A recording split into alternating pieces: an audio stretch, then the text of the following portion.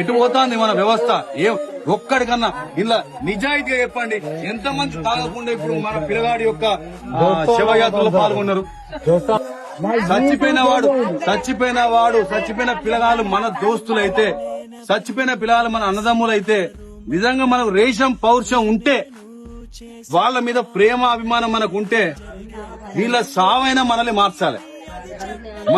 పొద్దుగాల 6 గంటలకు పోతారు, సత్తి పెట్టుకొని వేసుకొని సాయంత్రం గంటలకు పొలంలో పూజ కుట్టినాం.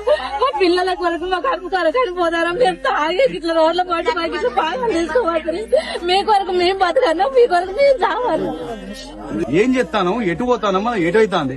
ఈ రోజు ఏమైంది, దీనికి కారణం ఏంది అందరికీ తెలుసు.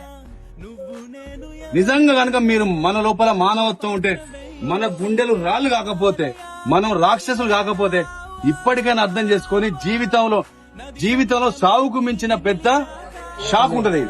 గంజా ఇలాంటి పట్టుకొచ్చి ఇస్తా అంటే మనం దొరకట్లేదు. నడిపోట్లో కలుగుదాం, ఆగుదాం, మార్చుకుందాం. జీవితం మళ్ళా రాదు.